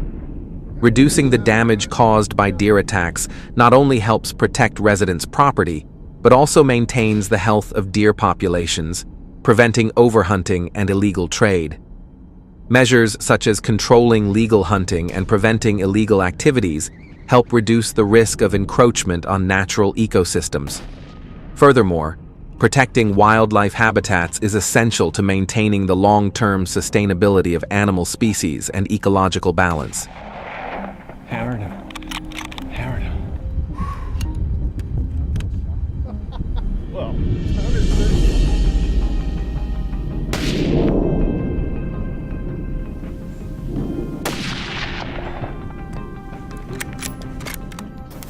In addition to the provided information, hunters are responsible for their hunting activities and should stay updated on the latest deer hunting regulations in Scotland on the Scottish Natural Heritage (SNH) website. By April 2024, there will be some changes to deer hunting in Scotland, so hunters should keep a close watch. That's all the information about deer hunting in Scotland, UK. If you found this information helpful, please comment with the number 1. If you have any opinions, feel free to respond in the comments, and we will answer them. Don't forget to like and subscribe to the channel to stay updated on the latest hunting news from various countries. Stay tuned.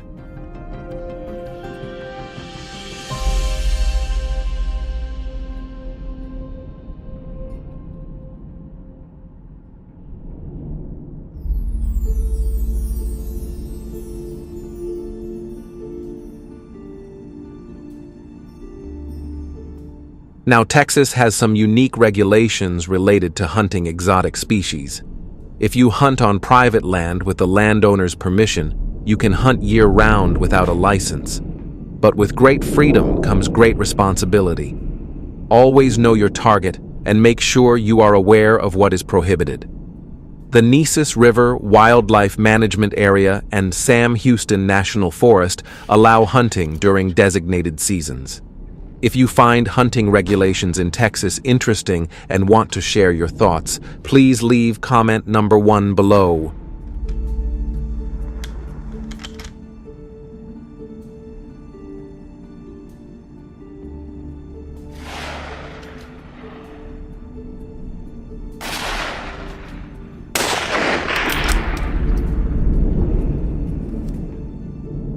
When it comes to weapons, rifles are the top choice for most wild boar hunters. The Remington 700 is a popular option due to its accuracy and stopping power. Hunters also use thermal scopes and night vision devices to track wild boars at night when they are most active. Wild boars are an invasive species that operate mainly at night, making them difficult to detect during the day.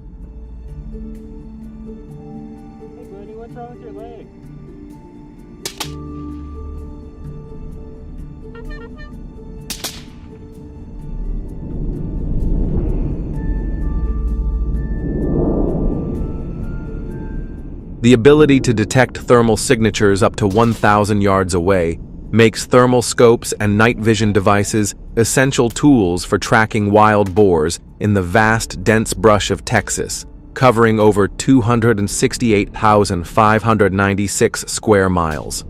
Precision is key, and this technology gives hunters a significant advantage.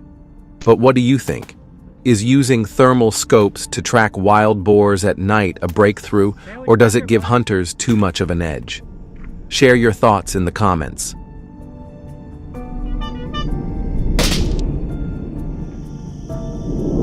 Hey, what you got, bud?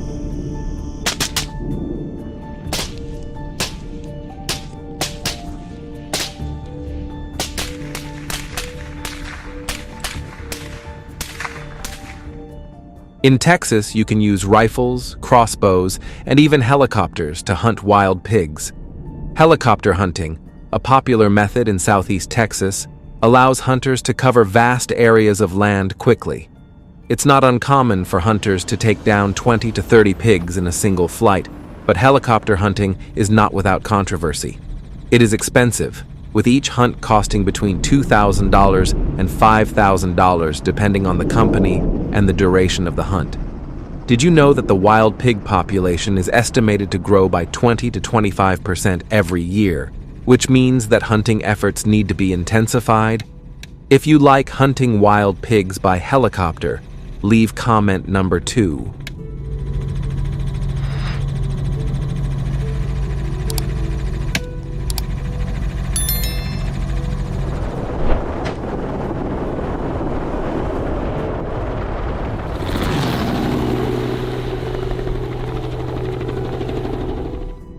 In 2025, Texas is expected to adjust its wild pig hunting policies. A proposal is being considered to strengthen regulations on helicopter hunting due to concerns about environmental impact. This could include real-time tracking of wild pigs' locations via collar trackers or GPS devices on captured pigs. On one hand, some hunters argue that the new technology is the only way to deal with the explosion of the invasive species.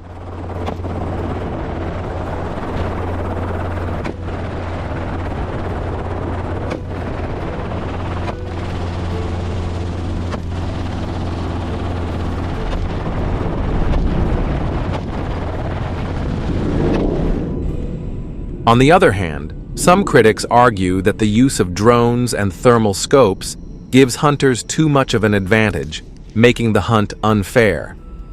The debate is still ongoing. What do you think? Is it time for a change, or should we stick to traditional methods? Share your thoughts in the comments, and let's settle this issue once and for all.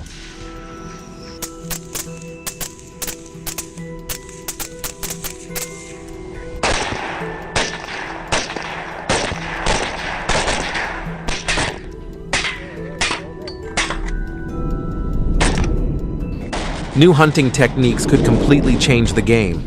You won't want to miss out, so make sure to hit the like button. We'll see you in the next episode. These approaches have been very effective in preventing the spread of certain invasive species. Do you have any ideas for better solutions? Share your thoughts in the comments so we can discuss together. Thanks for watching the whole video. If you liked it, don't forget to like, share, and subscribe to the channel. And be sure to tell your friends so they can watch too. Goodbye, and see you in the next video.